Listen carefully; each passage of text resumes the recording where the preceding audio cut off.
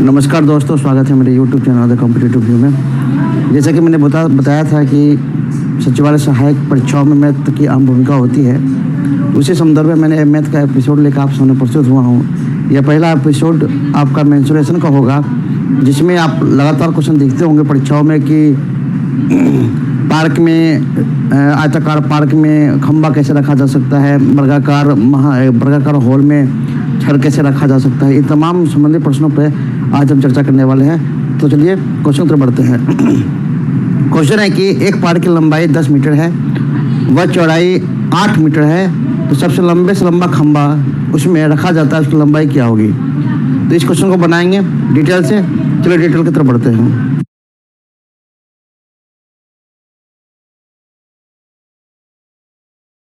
आइए क्वेश्चन की तरफ बढ़ते हैं। क्वेश्चन है कि एक पार्क की लंबाई व चौड़ाई क्रमशः 10 मीटर एवं 8 मीटर है, तो सबसे लंबे से लंबा खंबा जो उसमें रखा जा सकता है उसकी लंबाई क्या होगी, ये हमें बताना है। तो इस क्वेश्चन को बनाने से पहले ये मेंसुरेशन टाइप का क्वेश्चन यानी कि क्षेत्रमिति टाइप का क्वेश्चन है, तो आपको क्षेत्रमिति की बेसिक जानकारियाँ होना बहुत ज़रूरी है। तो सबसे पहले इसमें बात करते हैं कि एक पार्क की लंबाई और चौड़ाई दिया हुआ है, तो लंबाई और चौड़ाई जो होता है वह आपका आयत से संबंधित होता है। किससे संबंधित होता है? तो आयत से। आयत में क्या होता है कि लंबाई और चौड़ाई दोनों आपस में बराबर होते हैं, यानी कि आमने सामने की जो भुजा होती है वो हमेशा बराबर होती है और लंबाई चौड़ाई की अपेक्षा कम होती है, जैसा कि आप देख रहे हैं। इसके प्रॉपर्टी के बारे में और जान लेते हैं कि अगर इसका नामांकन हम करना चाहें तो ए, बी और सी और डी हो जाएंगे। ठीक है, तो ये इसकी लंबाई हो गई और ये इसकी चौड़ाई हो गई, ये भी फिर लंबाई हो गई, ये भी इसकी चौड़ाई हो गई। आयत जो है अपने दो रेखाओं के कटान पे जो है 90 डिग्री का कोण बनाती है, यानी कि 90 डिग्री से कम ही बनाती है, लेकिन इसको 90 डिग्री ही माना जाता है। और इसके दो विकर्ण होते हैं, एक विकर्ण ऐसा होता है, एक विकर्ण ऐसा होता है, यानी कि दो विकर्ण इसके होते हैं। जैसा कि हमने बताया ये लंबाई हो गई, यानी कि लंबाई एक आयत की लंबाई होती है और आयत में एक चौड़ाई होती है, आयत में विकर्ण होता है।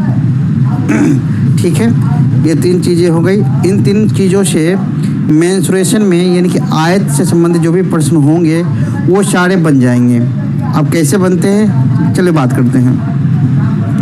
आयत की लंबाई चौड़ाई विकर्ण ये हो गए। अब आयत का क्षेत्रफल भी होगा, तो आयत का क्षेत्रफल आप लोग जानते हो इसके बारे में। आयत का क्षेत्रफल वो हो जाएगा लंबाई गुना चौड़ाई। ठीक है, आयत की परिमाप की अगर बात करें तो परिमाप का मतलब होता है कि सभी भुजाओं का योग, यानी कि ये लंबाई को जोड़ देंगे, ये चौड़ाई को जोड़ देंगे, ये लंबाई को जोड़ देंगे, इस चौड़ाई को जोड़ देंगे।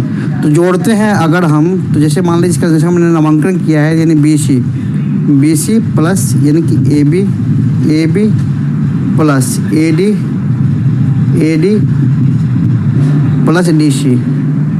ठीक है, तो जैसे मैंने बताया कि लंबाई आपस में बराबर होती है, चौड़ाई भी आपस में बराबर होती है। तो अगर इसको हम x मानते हैं तो ये भी कितना हो जाएगा, x हो जाएगा। अगर इसको हम y मानते हैं तो ये भी कितना हो जाएगा, y हो जाएगा। इस तरह से हम समझते हैं इसको।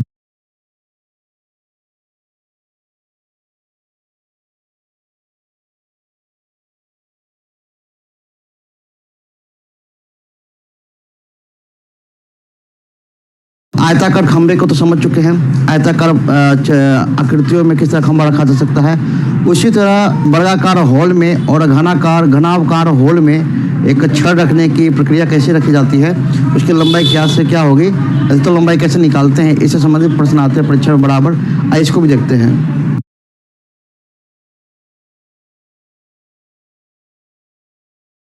आइए इस क्वेश्चन को समझते हैं, इस टाइप के क्वेश्चन को समझते हैं। ये क्वेश्चन होगा वर्ग पर आधारित, इसके बारे में बात करते हैं कि एक वर्गाकार हॉल की लंबाई 10 मीटर है, इस हॉल में सबसे लंबी छड़ रखनी है, तो छड़ की लंबाई क्या होगी। तो सबसे पहले इस क्वेश्चन को समझने के लिए हम क्या करें, एक वर्ग बना लेंगे। ये एक वर्ग हो गया। वर्ग के बारे में आप लोग जानते हो, इसकी सभी भुजा आपस में क्या होती है, बराबर होती है। प्रत्येक भुजा जो है अपने आप को समकोण पर काटती है, यानी कि प्रत्येक कोने पर जो है 90 डिग्री कोण बनता है। वर्ग में भी आयत की तरह दो विकर्ण होते हैं और दोनों विकर्ण अपने आप को यहाँ पर भी 90 डिग्री का कोण बनाती है। ठीक है, इसके बारे में जानते हैं। जैसे कि मैंने बताया कि वर्ग की सभी भुजा आपस में बराबर होती है, तो अगर इसको हम x मानते हैं तो ये भी कितना हो जाएगा, x हो जाएगा। ये भी कितना हो जाएगा, ये भी x हो जाएगा और ये भी x हो जाएगा। ठीक है, इसके बाद क्षेत्रमूर्ति, क्षेत्रफल और परिमाप विकर्ण के बारे में जानते हैं। तो वर्ग का क्षेत्रफल वो होता है भुजा स्क्वायर। क्या होता है, भुजा स्क्वायर, यानी कि x का स्क्वायर हो जाएगा। वर्ग का परिमाप होता है 4 गुना भुजा, 4 गुना भुजा, यानी कि 4 गुना x हो जाएगा। ठीक है, वर्ग का विकर्ण होता है √2a, यानी कि √2 गुना भुजा। ठीक है, तो आपको जैसे मैंने बताया था कि क्षेत्रमिति वाले क्वेश्चन को बनाने में, यानी कि यूं कहे कि सभी मैथ्स को बनाने के लिए अगर आपको फॉर्मूला उचित तरीके से याद है तो आपको बनाने में ज़्यादा समय नहीं लगेगा। तो आइए बात करते हैं। क्वेश्चन जैसा कहा गया है कि इस होल में सबसे लंबा छड़ रखनी है, तो जैसा कि आप देख सकते हैं सबसे लंबा छड़ रखने के लिए हमें विकर्ण का ही यूज करना पड़ेगा। विकर्ण का यूज करेंगे क्योंकि सबसे लंबी देखा जाए तो विकर्ण ही होती है, और इसकी लंबाई कितना दे रखा है, 10। तो आइए इसके बारे में बात करते हैं। तो विकर्ण होगी आपका, विकर्ण निकालना है, ये हो गया 10 और ये हो गया 10, यानी भुजा 10 दिया हुआ है, विकर्ण हमें निकालना है। ठीक है, तो विकर्ण निकालने के लिए यहाँ पर फॉर्मूला आप देख सकते हैं, ये फॉर्मूला, इस फॉर्मूला का हम यूज करेंगे यहाँ पे। विकर्ण बराबर हो जाएगा √2 गुना भुजा। ठीक है, तो √2 हो गया, भुजा कितना दिया हुआ है, 10, यानी कि 10 √2 मीटर लंबी छड़ इसमें आ सकती है। ठीक है, इस टाइप का क्वेश्चन हो गया।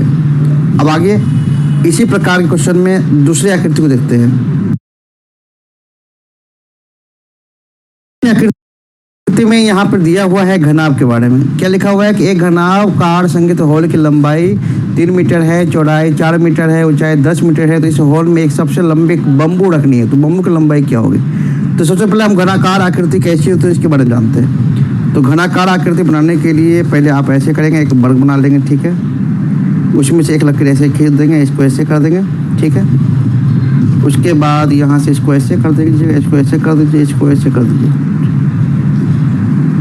तो ये आपका घनाभाकार आकृति तैयार हो जाएगा। ठीक है, इसके भी एक विकर्ण होते हैं। घनाभाकार आकृति में क्या होता है, इसकी सभी भुजाएं अलग अलग होती है। इसके तीन पार्ट्स होते हैं, लंबाई, चौड़ाई और ऊंचाई। कितने पार्ट्स होते हैं, 3 पार्ट्स, लंबाई, चौड़ाई और ऊंचाई।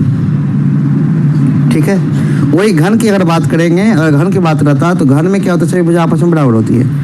तो इसमें ऐसे बात नहीं है। तो इसमें अगर हम सबसे लंबू बम्बू रखना है तो बम्बू मतलब ये विकर्ण के रूप में आएगा। ठीक है, इसका भी विकर्ण ही निकलेगा।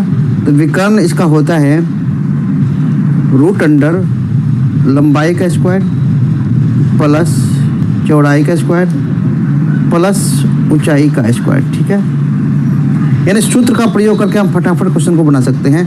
और यहाँ पर बात करते हैं, यहाँ पर दिया हुआ है लंबाई, कितना दिया हुआ है, 10 मीटर, चौड़ाई दिया हुआ है कितना, लंबाई दिया हुआ है 3 मीटर, चौड़ाई दिया हुआ है 10 मीटर, नहीं फिर से गलती हो गई, 4 मीटर, और ऊंचाई दिया हुआ है 10 मीटर। ठीक है, लंबाई 3 मीटर, चौड़ाई 4 मीटर और ऊंचाई 10 मीटर हो गया। तो इस पर बैठा देंगे। लंबाई हो गया 3, चौड़ाई हो गया 4 और ऊंचाई हो गया 10। ठीक है, 3 का स्क्वायर 9 हो जाएगा, 4 का स्क्वायर 16 हो जाएगा, 10 का स्क्वायर 100 हो जाएगा। ठीक है, अब इसको अगर आप जोड़ेंगे तो टोटल कितने हो जाएंगे, 16 9 25 125 हो गया। ठीक है, इसको अगर आप तोड़ेंगे 5 गुना 5 गुना 5। ठीक है, जैसे कि रूट में जानते हैं कि जोड़ा में से निकल जाता है, 5 निकल गया, रूट में बचा 5, इतना मीटर इसका आंसर हो जाएगा। ठीक है, तो इसी तरह का वीडियो देखने के लिए आप मेरे चैनल पर बने रहेंगे। उम्मीद है कि आपके सचिवालय सहायक परीक्षाओं में इस तरह के टॉपिक्स बहुत काम आने वाले हैं। और मुझे पूर्ण विश्वास है कि मैथ के टॉपिक अगर आप मेरे निरंतर वीडियो पर बने रहते हैं तो आपके मैथ के जो भी क्वेश्चंस होंगे वो सॉल्व हो जाएंगे। तो नेक्स्ट पार्ट में हम लोग रीजनिंग पर भी बात करेंगे। तो ये सीरीज निरंतर चलता रहेगा जब तक एग्जामिनेशन खत्म ना हो जाए।